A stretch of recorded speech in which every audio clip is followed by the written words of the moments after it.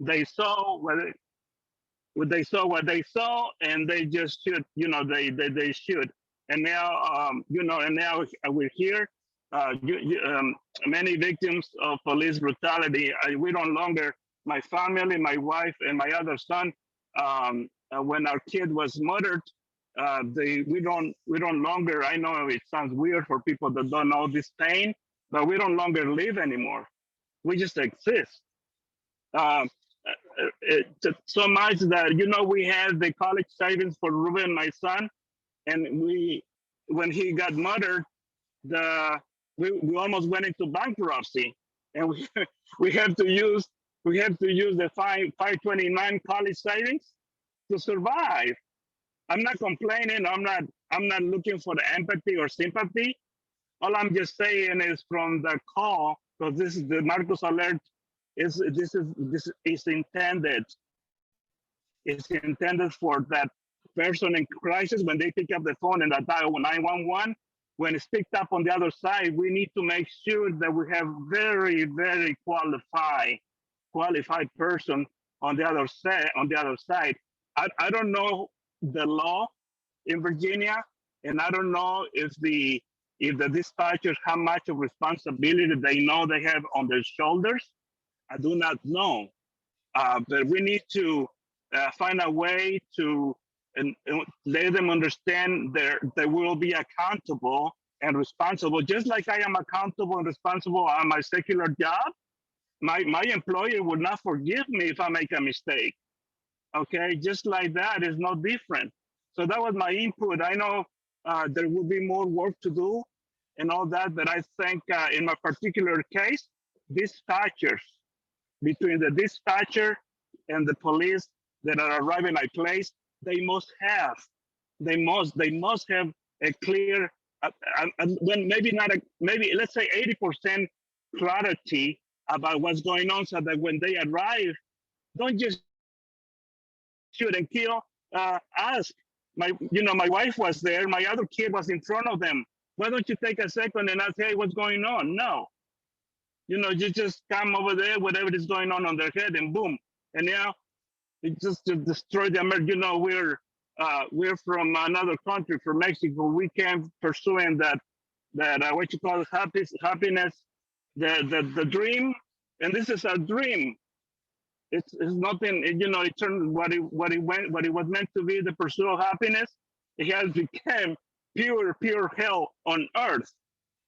All I'm saying is this: I want to amplify my voice so that it cannot. You heard this all over, all the time. People like us always tell, we're doing this because we don't want any other family to go through it.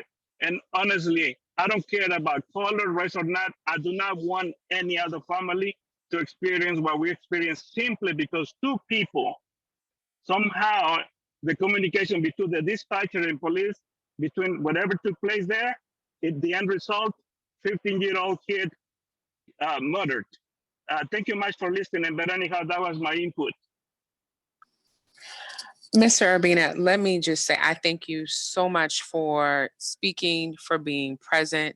I know that on behalf of our work group, we really do honor your family. We honor the life of Ruben, and we want you to know that. And I really do hope that you feel that sincerity. And I think that the feedback that you have given is really spot on to something that we talked about recently, was making sure that when we're talking about this type of training, that we're including dispatchers as well, because that's such a part of the first interaction with the system, with whether it's a crisis, it's how is that coded and defined, and making sure that what is being conveyed to the officers upon arrival is actually appropriate to what's occurring in that moment, so that we do not continue to have this. And that, your statement really resonated with me about the difference between living and existing. And I want you to know that as a work group, we really do um, honor your family. We appreciate the work that you all continue to do despite having experienced so much loss. It is not easy to do that. And so I know we are thankful that you are here and lending your voice to that and continuing to fight, like you said, not just for the memory of Ruben, but also to make sure that this does not continue. And so I thank you so much for speaking and for sharing and also giving suggestions and input on what we need to make sure we include in those recommendations as well, because that part is extremely vital. I really do thank you for attending and having that type of voice with us today. And again, we continue to honor your family and to honor the memory of Ruben as well. Thank you for that. I really do appreciate that. Thank you. Thank you. Okay, so it looks like we have Marna who's participating. Hi, how are you? Hi, Marna, how are you? Good. So I have asked numerous times for a disability task force to help, train police officers, to train dispatchers, to train people in the government who are counselors and caseworkers and other people for disability people. I believe a disability task force can help us gain more respect with the government and people around us. And I want to start that training for cops so that they can have disability training, because I feel like they don't have any disability training, and the government should have disability training, all of them. Okay, thank you, Marna. So I just want to make sure that we have it too, that there's a recommendation, not just, but there's specific training that is offered regarding individuals living with disabilities, and that there's a task force or a group that's almost there to gatekeep and make sure that that training is current and up to date. Is that accurate of maybe what your request is? Okay. Yes, and I would like to design a training for police officers so that they can get more disability training, and I'd be glad to be the one that can train them with other disabled people and help them be educated on how to get to our level. And also, when the pandemic started, I lost most of my services, and I'm very disappointed because my mom helps me all the time with my stuff. And I was told that I cannot be the payee of her, and that that I had to let her go because of that. And it's just been a bad situation for me. I've lost most of my services except for job coaching, and I really need help, with getting my services back that I deserve. And I've spent almost $6,000 just to have people work for me, because the government said that they would pay them, but they didn't pay them. So now it comes out of my pocket, and I feel like, I need better services and I need better supports. And I feel like people have abandoned that from me, Absolutely. And I'm connecting with just that feeling of loss in this time. And I thank you for that. Even in spite of the loss, you're still willing to lend yourself to be able to give that lens to make sure that individuals who are living with disabilities are not unheard, that those voices are heard. I think if it's possible, because I know you were offering something, if you could put your email in the list for the panelists, then we will make sure that I think Tanya, she's nodding too, she's recording and handling the chat so we can copy and paste. Hi, Marna, I see your face now. Hi. Also, Dad passed away in October of last year. So, I've been struggling with, my work. I work at the Museum of Fine Arts and trying to deal with, a few years ago, one of my best friends was shot and killed in a bar by somebody.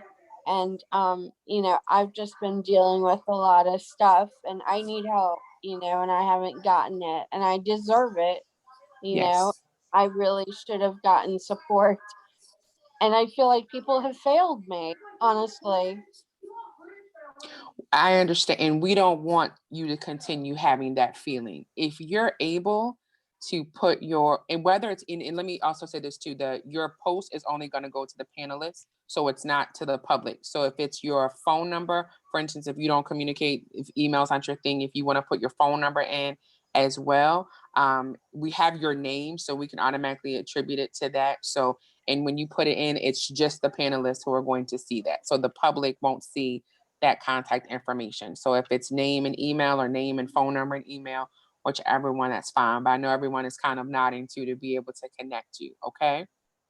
Again, I'm thankful we see it. I am thankful that you, again, are sharing your transparency and vulnerability, and identifying some gaps in the system, but also making sure that you are willing to lend yourself. And so we are thankful for that. And we appreciate that. And we are really hoping that we're able to close some of those gaps in the system, not just for you, but for others. And we extend our condolences to you too, in the healing and the loss of those who you've lost in this past fall as well.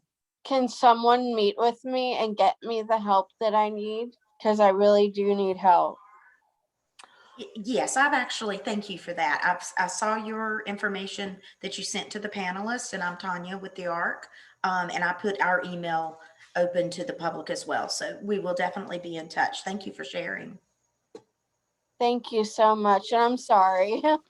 No, never any apology. No. And I knew Tanya was going to pop in because she's ready to assist. Okay. So no, there's never an apology for asking for the help, like you said very eloquently, that you deserve. So, we're going to make sure that you are connected. Tanya's giving you the information as well. So make sure you look in the chat too, so you have that. And then we have your contact info as well. Okay. Okay. Should I send you guys my email? I just sent my phone number. That's fine. We'll give you a call. That'll be great. I hope that you guys work with me. Thank you. Good luck, Marna. Enjoy your Saturday. Okay. Thank you. Can I still stay on, or should I? Oh, of course. Absolutely. We encourage you to stay on and listen. All we do is that we move individuals when they're done speaking from panelists to attendees. So you're still going to hear everything. Okay. Okay. And how long is it? Today, I'm not sure. I don't think it's going to be that long. We've had a couple of presenters, but even if you need to drop off, the great thing about these calls too are that they're recorded. And so they'll be online as well. So even if you need to drop off, that's totally fine. You can come back and review it at any time. Okay. Thank you. Not a problem. Enjoy your Saturday. Okay, and I believe next we have Shanita. Did I say that correctly? I want to make sure. Hi, Shanita. How are you? I think it's Shanti.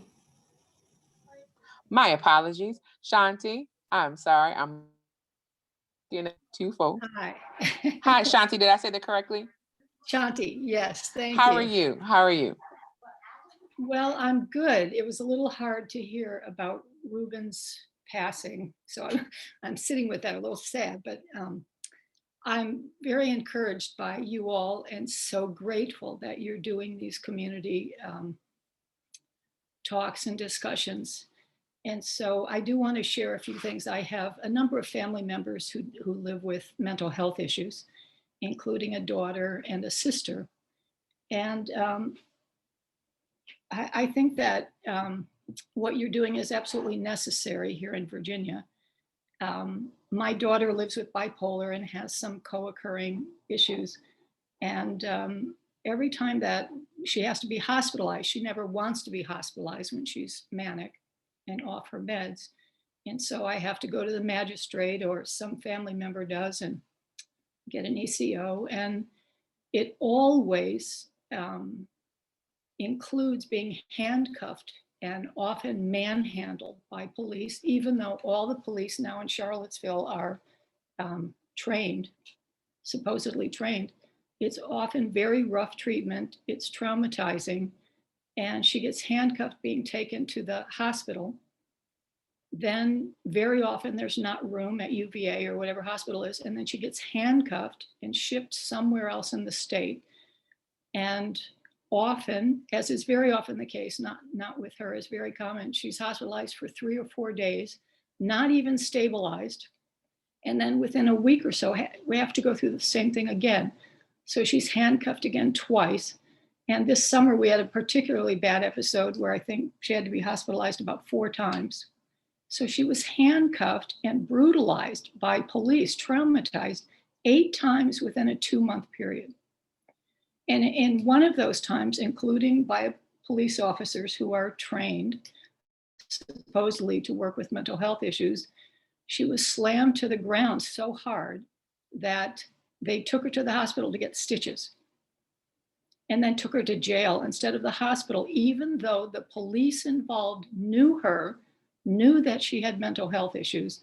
They decided to take her to jail instead of to the hospital.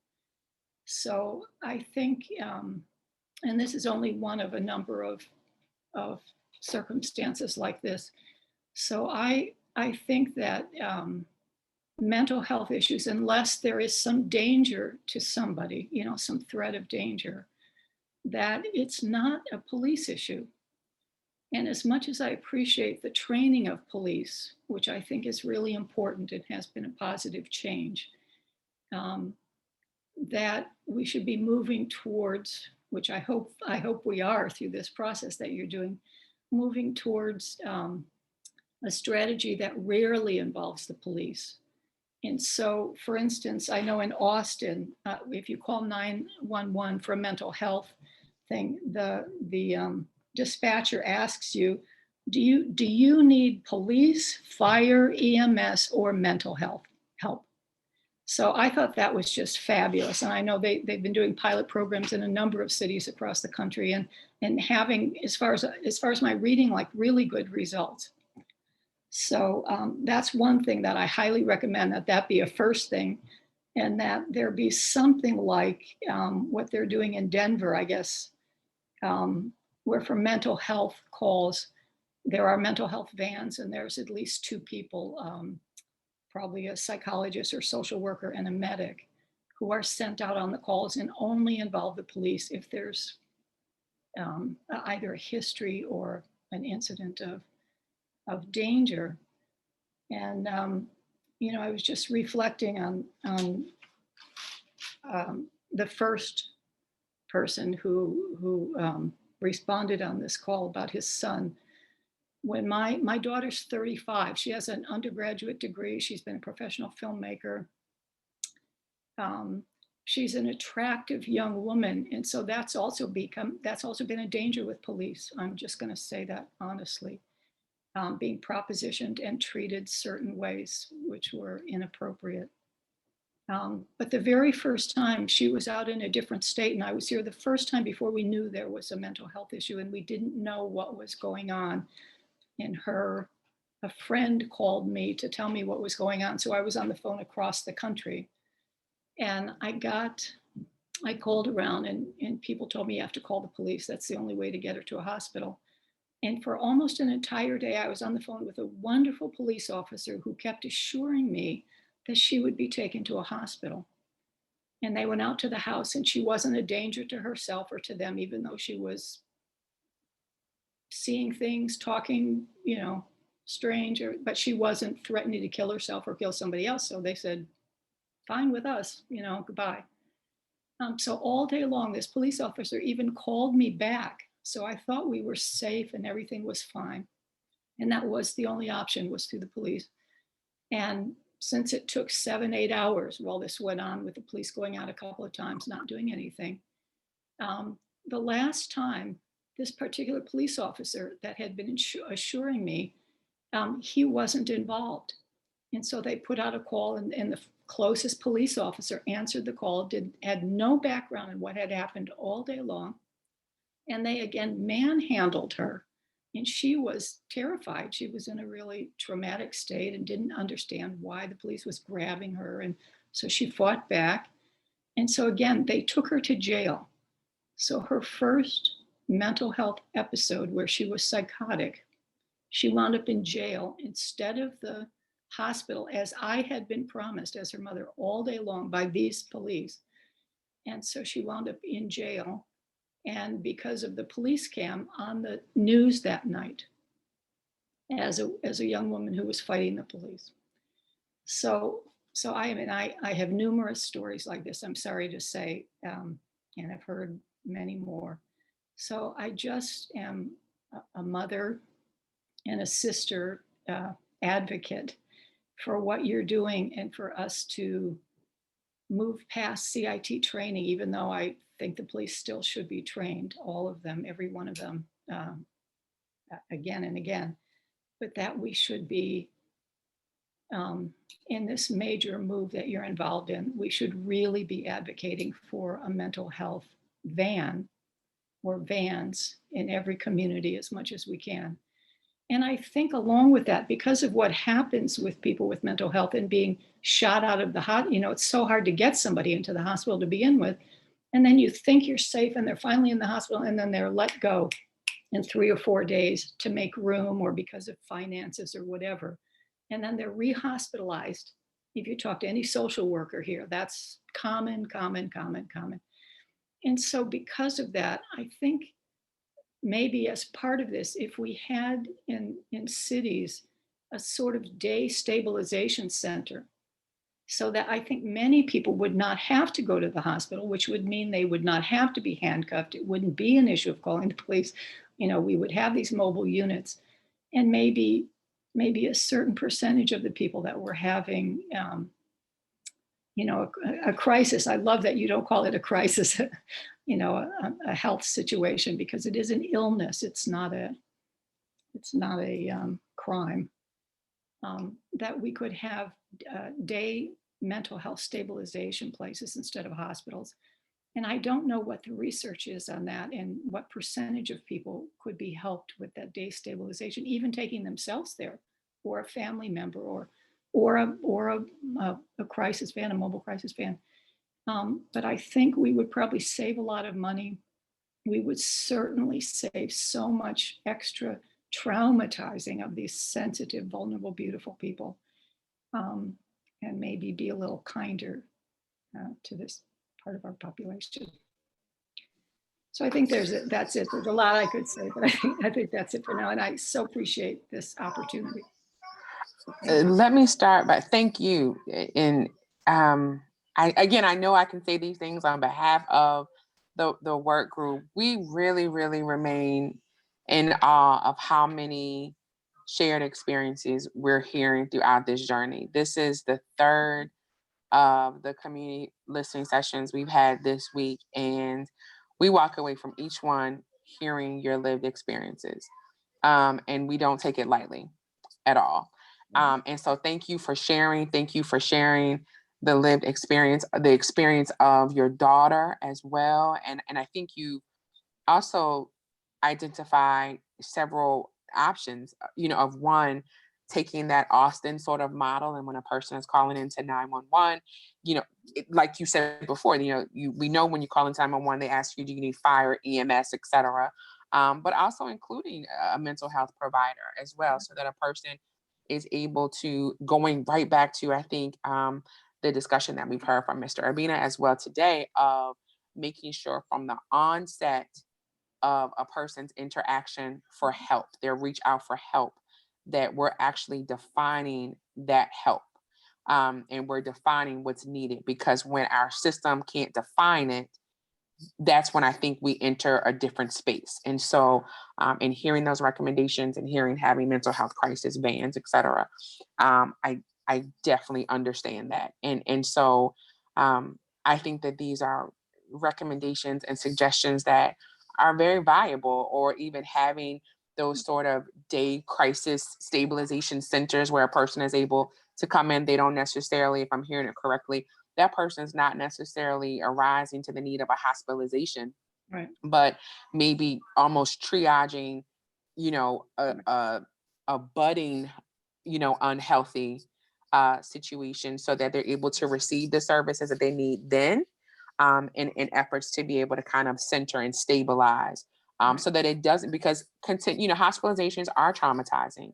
We know that from the research, and there is a major loss of control that people have experienced, right? And so when we compound that with a person who is entering, like you shared, those episodes, that's a major sense of loss for that individual, and also a sense of helplessness for that family as well, because families are impacted by this as well. You know, I'm hearing you share walking through that journey with your daughter consistently, and that is a lot because you're trying to give a voice to your daughter in a system that is not necessarily equipped in this moment Yeah. to give everything that's needed. And so I think that's one of the reasons, I know that's one of the reasons why we have this work group, and why we really value hearing voices from individuals like you who are representing a family that is impacted, and the suggestions that you all are providing as well of what would have been helpful, what would be helpful, Yeah. you know, for your child and for other Yeah. people's children as well, what regardless of age, right? Yeah. Everyone is someone's child. And so I understand what you're saying. Yeah. Thank you. And thank you for that. And thank you for sharing and Yeah. connecting. We appreciate you. Yeah. Well, I appreciate you guys. Thank you for what you're doing. Thank you. So I am going to yield to our other facilitator, Sabrina. Sabrina, how are you? Hello, There you Atasha. go. Thank you. So it looks like we have a written comment from Christina. Catherine, are you going to read that for us, or would you like me to read it? And then we have Amber. Sure, I can read it. That's fine. Let's see. So Christina says, how many 911 dispatchers are CIT? If dispatchers are not able to identify a CIT situation when a family member is not aware to ask for that help? Thank you. Lisa, would you like to respond to that? And I'm just noticing we also have a question in chat that we will, in the question and answer that we can check in on as well. Yeah, I don't know the answer to that question, but I think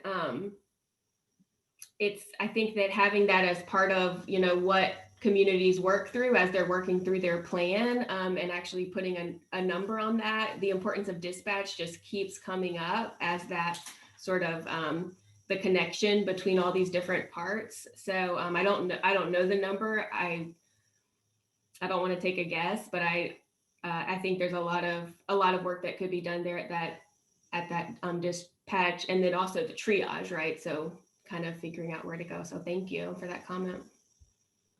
Yes, thank you. And so next we have Amber.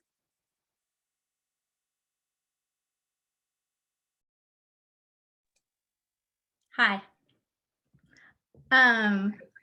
So I guess in full disclosure, I will say some things first before I say kind of my comment. So I work with a local CSB and have been in the role as a CIT instructor and doing pre-employments for law enforcement officers and critical incident response when there are officer-involved shootings for a long time. And so the Marcus Alert stuff is all super relevant because it is related to how I will be training officers in the academy and also in CIT and things like that. So that's one part of it. I've been watching everything very closely. As in lots of systems, it is really hard to both see the problems with the organizations that you're working in and the systems you're working in, and also be working to make them better. And so I think everybody who's here kind of understands those dynamics. So I work in mental health, and so that piece around, I think it's important just to name, if it hasn't been already, like there's a lot of folks in mental health that I hear who say, I don't want to go out to an unpredictable situation without physical safety measures because I don't carry all I have is my words, and I have no authority. And I've known people directly who work at the agency I work with who have been in situations where things became violent, and the only reason they were able to be safe is because they had people there who had different tools available to them, for lack of a better word. So I know that there is a lot of hesitation and fear and concern I'm hearing about if officers are not going out, how comfortable do people feel going out into the community from the mental health side? So that's one part of it that I thought was important to note. The other thing I wanted to say is more as a parent of a child who has dealt with some mental health stuff over just in the past, since January and then through COVID. One of the things that's been really difficult is, at least the CSB where I live, they are not doing in-person screenings, and you can't go to the CSB.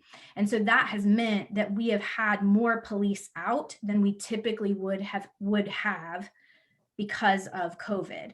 And so even though the system has worked in the past in different ways, even within the system to be set up to do the things that it can, it's not working well right now because of COVID. And so again, we've been dealing with this for quite a while. We've had to deal more with police officers coming to the home because Chesterfield is saying, well, either go to the hospital or call the police, but we're not coming out.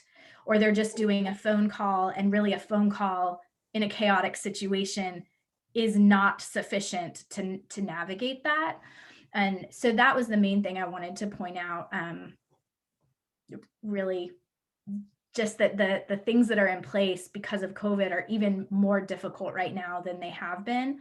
And as somebody who understands and trains and works with people, I still have fear. When the police came to my house and my child had to be ECO'd and they had to go in my house, and she was, very volatile and in a very difficult position, I still was very scared about what was going to happen, because it's different when you're training people and then you're in the house yourself with your own child and police are going into your home. And sitting there being afraid if I'm going to hear a gun go off. And so it's just, I don't know that I have much else to say other than it's super complicated. It's super difficult. And right now COVID is making all of that so much more difficult. Yeah, absolutely. Thank you so much, Amber, for sharing a lot of pieces of important information in the work that you are doing and how that reflects in the community. I think two of the major things that I pulled out of what you said is, one, we do have mental health workers who are saying, I can't go do this by myself, so I need to have a CIT trained officer with me. And so then how do we navigate that as we are sort of creating policy and implementing that? And then the other piece of, which I think is very important, right, is that we acknowledge the ways that COVID-19 has really shifted our lives. And so in this conversation about mental health and mental health supports and how that works with officers and crisis response, or choosing to call it something else, can we acknowledge the anomalies that might exist and how that shifts whatever we create, so that we can assess for that and better serve our folks. Thank you so much for sharing your experience, and particularly the pieces of your own lived experience and what you're going through with your daughter. Very much appreciated.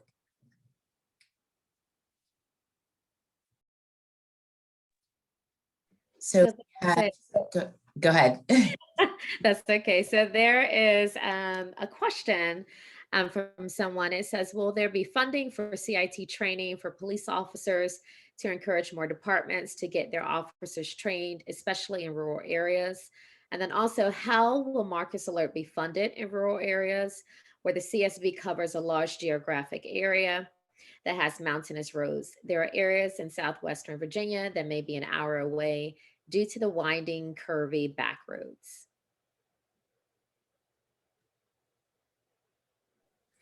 Lisa, I'm gonna hand that to you I again. can, I don't have that. Those are, yeah, it's almost the points with the question are really good. You know, CIT isn't directly part of the Marcus Alert, but we know for most communities, it is their CIT program that they are essentially building on, you know, so there is that connection. But we don't know yet how that will, how that will play out in the ultimate plan. And for the rural areas, it's such a good point.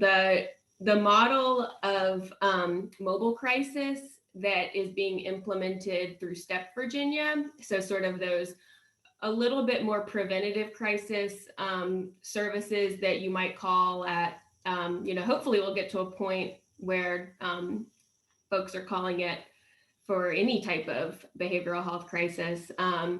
But the services we're building there, it's under the Crisis Now model, which you can learn more about at crisisnow.com. And the rural areas are, there was some concerns there, but Georgia, it has been fully implemented in the state of Georgia. And it seems to be working there in the rural areas. And then there's a third area that is called Frontier. And so it's more a certain population density that's even fewer people live there, and terrain like mountains. And I believe there are some areas in Virginia that do meet that definition.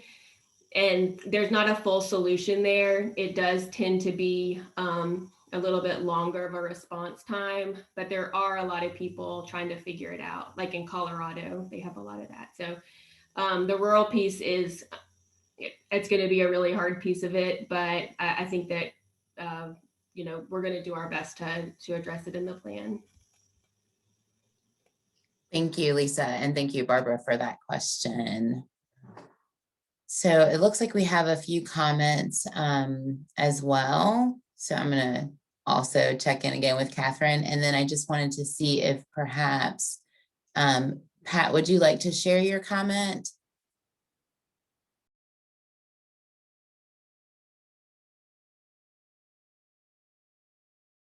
So while we're checking in with Pat to see if they would like to share their comment. So Pat, we will actually, we will transfer you to panelists, so then that way you will be able to speak. If you would like to do that, we can absolutely do that for you. And it actually looks like, Mr. Urbina, you actually are up to share again with us.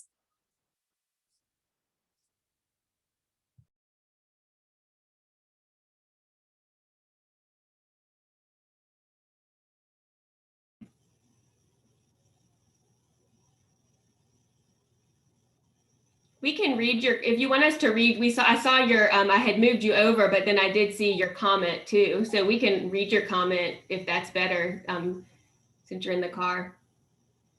So Mr. Urbina, you're muted.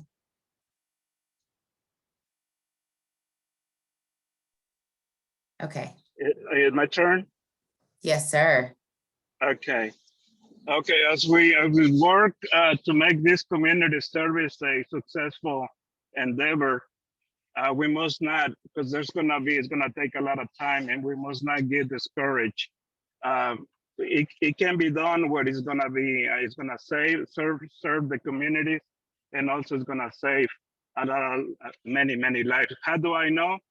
I know because I've been reading so much since, you know, that this one has become my new life. And the United States is the only country where more civilians are killed by police. And in the UK, they don't kill people. It's that simple. So we're better than this.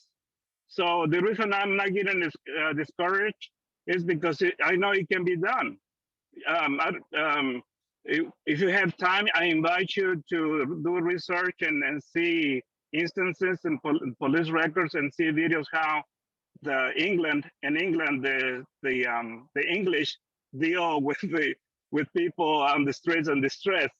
They don't have guns, you see, you see how they do it. So to me, in my ignorance, I see it as it's very simple. It's very simple. So that's why this is, I just wanted to share. In United States, it is the only country, civilized, rich, wealthy country in technology and everything, where more civilians. No other country, you can look it up for yourselves. This is nothing hidden.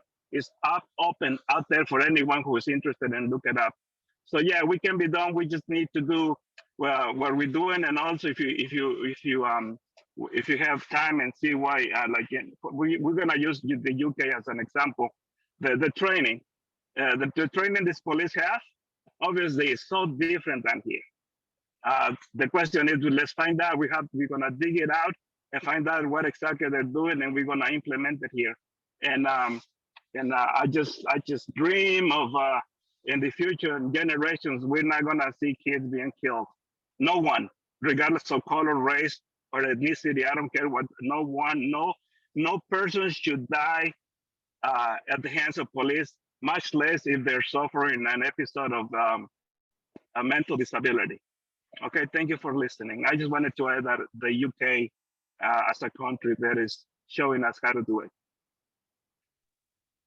Thank you so much, Mr. Urbina. So some really important points. One is that part of patience. So this work that we are doing as a work group and as a stakeholder group is us acknowledging that we need to do it differently. So I think there is this piece of just like being patient and working through the process, and these listening sessions are a very important part of that process. And then also just acknowledging that there are forms of this type of work being done in other places, such as the UK, that we can use as examples. And so just encouraging us to do that research and pull that information in about how they're handling such things, and maybe make that part of our framework. So thank you so much for sharing. Amen to that. Thank you. Yes, thank you. And so then we have Pat is next.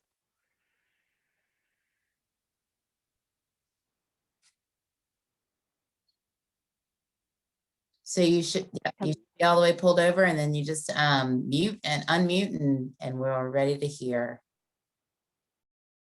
Can you hear me? Mm-hmm. Okay, I'm sorry, I'm having trouble with Zoom today for the first time, anyway. I work with our local co-responder team. I'm in Prince William County. We have a co-responder team that's been unofficially in operation for over a year and a half, and officially came on board in December. Our co-responder team is having difficulty finding the therapists, as Amber mentioned, who are really able to meet the demands of a co-responder team. Not everyone has the temperament to be out of the office. You know, someone may have become a licensed therapist thinking, I'm going to sit in my office and I've got my client across from me, or today doing telemedicine. It takes a special person, just as it takes a special person to be a police officer. I'm just concerned that we are not preparing the pipeline well enough. So I hope that overall we take a look at our mental health workforce and make sure that we have measures in place to support them. It could be loan forgiveness, financial incentives, other things to make sure that we have enough people. Also, I'm concerned about the insistence that some responses be 24/7. So there needs to be some flexibility. I think we really need to gather data in localities to make sure that we're not going overboard, and making sure that our resources are broadly allocated. So a lot of times we simply need more resources for our therapy programs at community services. So just, allowing a certain amount of flexibility there. We're very pleased with our local co-responder program so far. I attended the CIT International training last summer. I think there are lots of models out there that we can use. And I'm sure that you're aware of all of those. And that the commission will take a very careful look at all of those possibilities out there. You just mentioned Crisis Now, which is something I hadn't heard of before. Another concern that I have is we have existing crisis response systems such as CR2 that respond to concerns about children 17 and younger. We also have the REACH program that includes responses to people who also have developmental disabilities. Now that's a great idea, but they have been contracted out. And I'm concerned that these co-responder programs may also be contracted out, and we see uneven performance in services that are contracted out. So I just, want to have a voice of caution that when we are setting up these programs, that these programs are responsible to the community, that there's proper monitoring. I have not used these services myself, but I have heard recently, including from our co-responder team, that they are not, what shall I say, cracked up to be.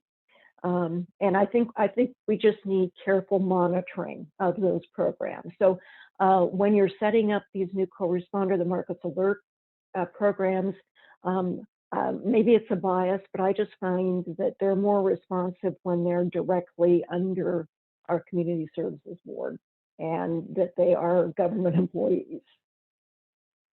So just something to think about. Thank you. Yes, thank you, Pat. A lot of good points made in your comment. And one just sort of follows a string of things that have been said throughout, and that's acknowledging the importance of training, whether it's for the police officers or for the mental health professionals. And so that first piece of can we provide training perhaps to those who want to go out and respond to crisis, or maybe who don't necessarily want to, but really would love to be trained to, so that we can have our mental health professionals feeling more comfortable with that experience and being able to go out and provide that first response. And then just also talking about the flexibility and the funding and how that sort of comes to fruition. So having some really perhaps honest conversations about what is needed and what that looks like. And then that last piece of what really sounds to me like accountability. So if we create whatever programs we create or policy or however that comes across, just making sure that there is a system of accountability, data collection and reporting, that we can come back and say that this feels like it's working, or here's where we need to shift it, and this is where the shift needs to happen and what that looks like. Right. Thank you. Got it. Thank you. Okay, so I'm just going to check really quickly. We have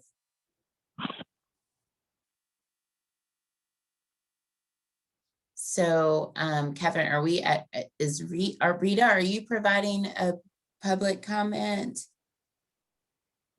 I think she was just looking for a written response. Okay. And Lisa answered her questions. Okay, perfect. But it is an important aspect if you want to share it.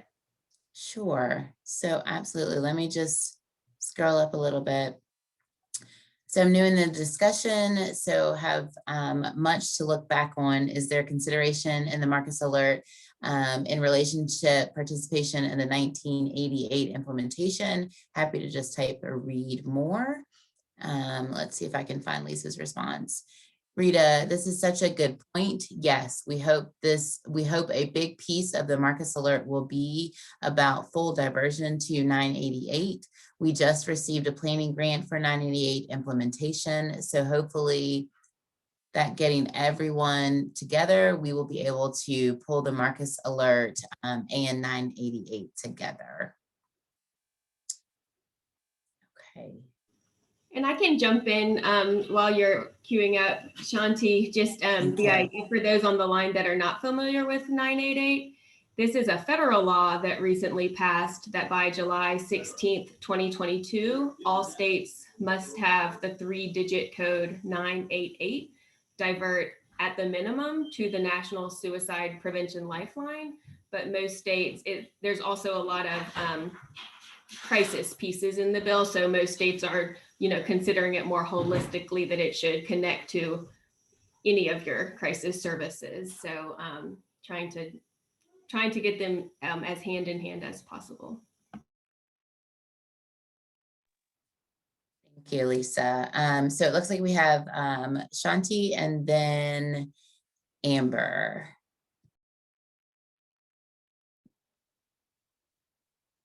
Can you hear me?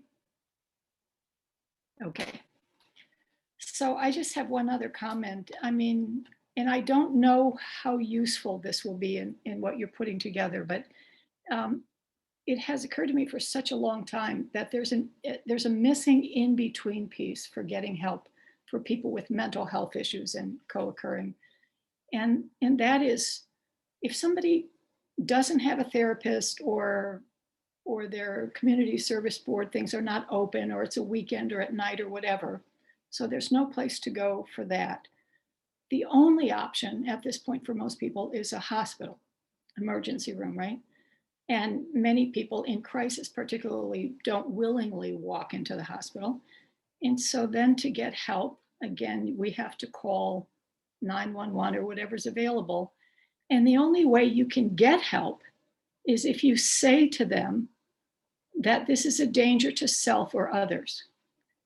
And by that very description, which police take fairly literally, I know, from having police standing right outside the door and not willing to do anything because I said she's not suicidal and she's not going to hurt anybody. So they'll say, good luck, But that very description puts it into police territory, so to speak, because it's a danger potentially to suicide or to somebody else, physical danger.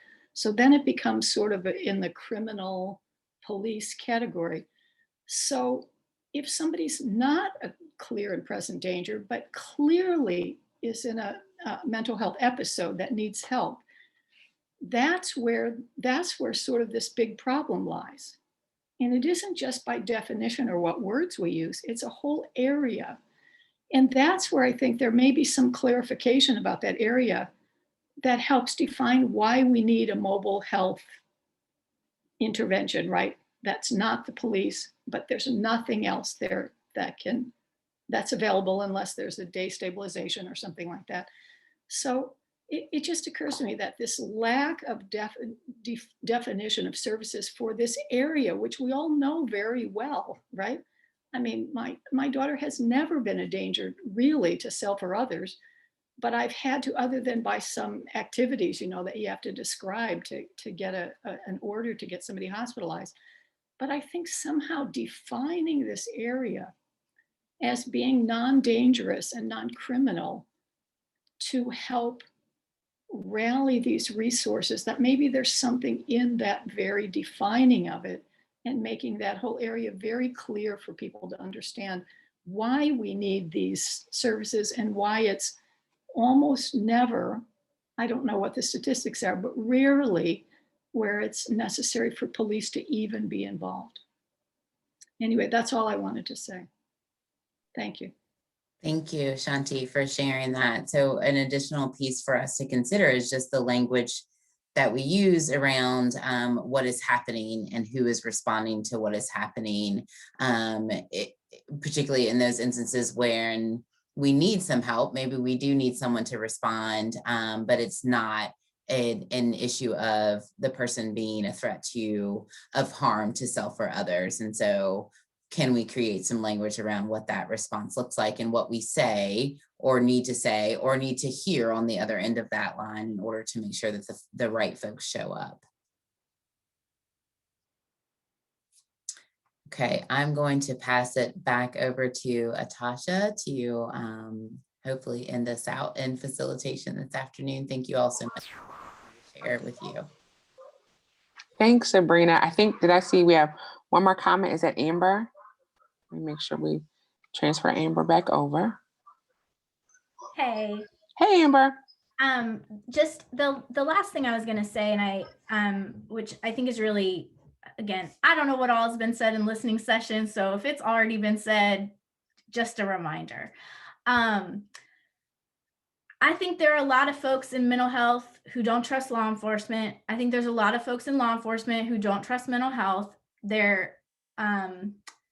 And so however this thing is going to be working, and I think it was similar, and I forgot the name of who shared before about kind of that, are there mental health people who want to do this? And I think the other piece is are there mental health people who have law enforcement cultural competence? Like they can speak and engage with first responders in a way that fits. You know, law enforcement as a paramilitary organization has its own culture. And I think there are sometimes people who miss communicating well. And although they all may have the skills, they're coming from different, I don't know, worldviews seems really extreme, but just like a different, we'll just say worldviews. And vice versa. I think there are some law enforcement and first responders who are very mental health minded. You know, I've been doing pre-employment stuff since 2012, and there are a lot of people who are coming into law enforcement who have lived experience with family members, that they've worked in group homes, that they've worked with kids with autism, that they've, you know, there are people that are coming to this work because they've seen this type of experience and they want to be better and they want to be different, but that's not everybody. And so I think, just to echo what was said before, just being aware that there are cultural competencies in play. And if you have the right people on the first responder side, that's not everybody. And you have the right people on the mental health side, that's not everybody. Then kind of being aware of that cultural competence and kind of translation and partnership, just throwing people together because we've got a statute isn't going to work. And I don't think anybody is naive enough to think that that's going to work, but it's getting the right people who are bought in and who are willing and to say, this is something I'm passionate about and I want to do, not just because I'm forced to do it because a law says I have to.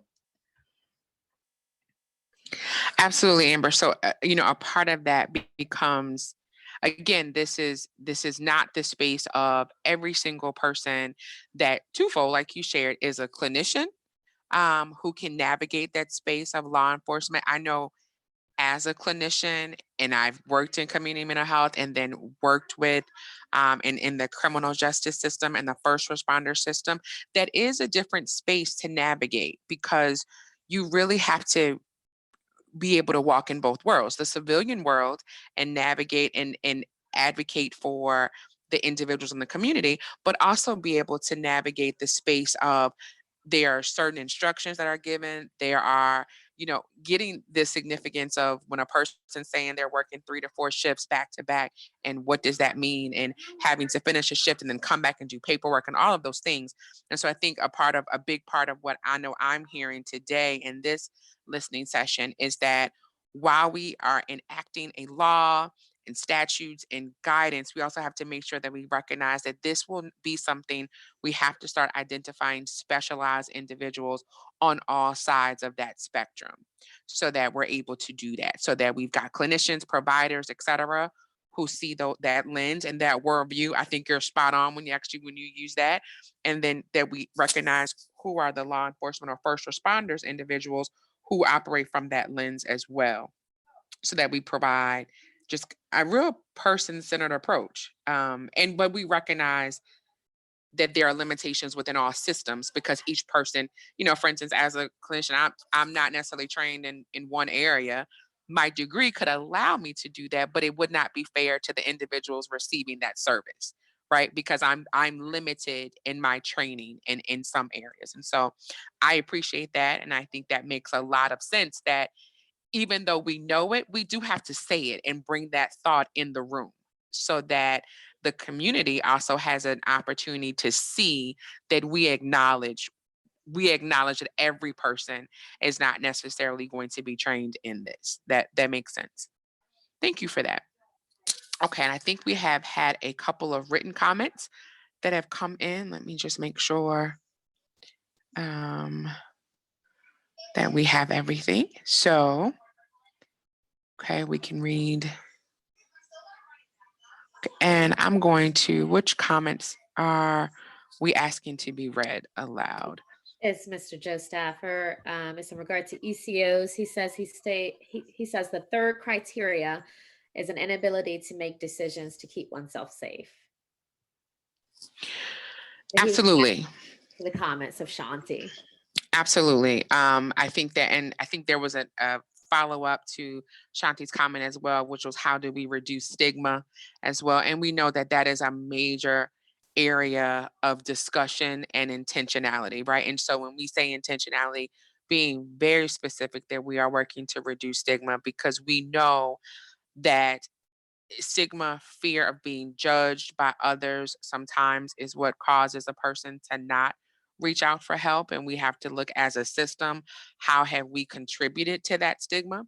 And so I think I saw the recommendation of having unmarked cars in communities that reduces stigma, and then making sure we all have those definitions of what fits the legal qualification and standard for an ECO, for an emergency order. And so again, one of those is if a person presents as a risk to himself or herself, or others with safety. Absolutely.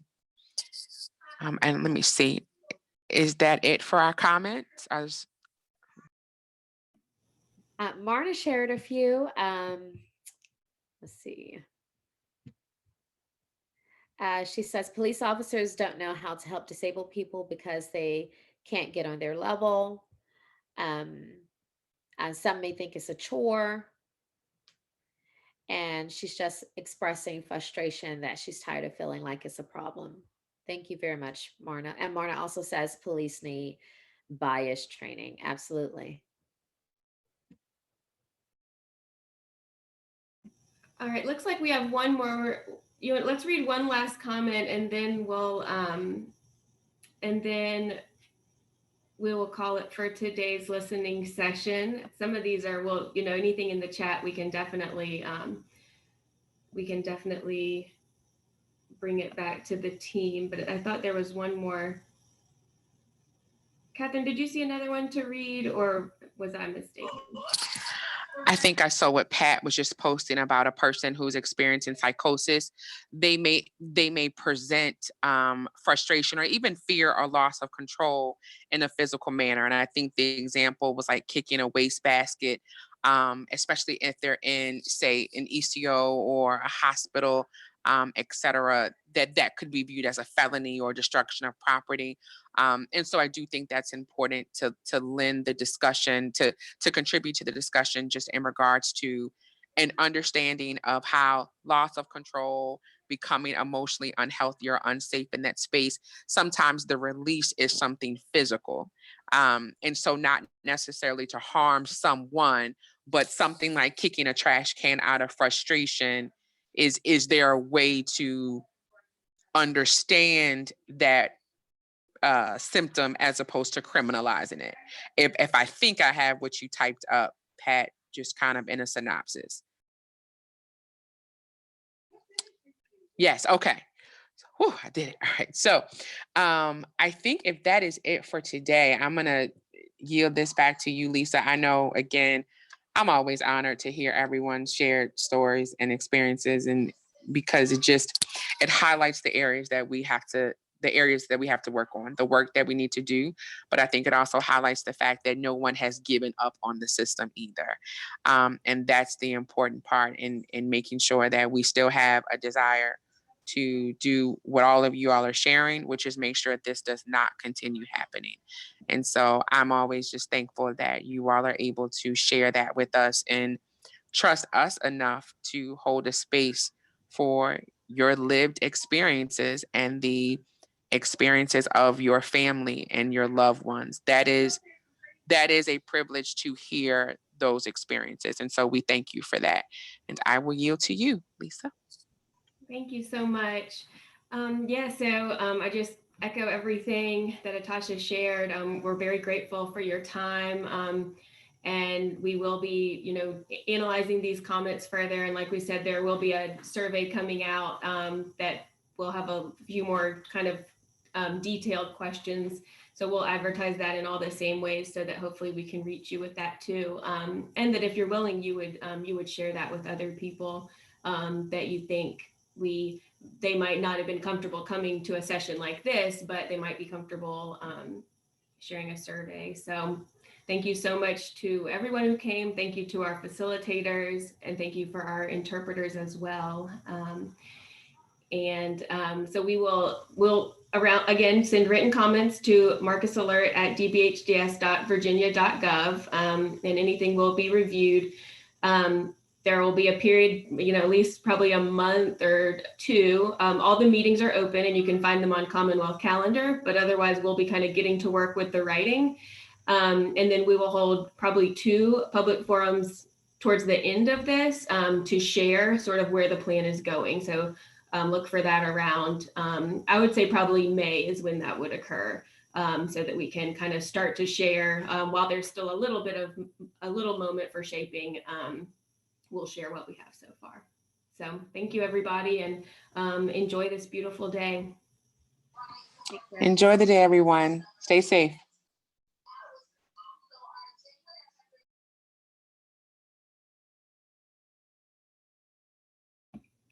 Thanks so much.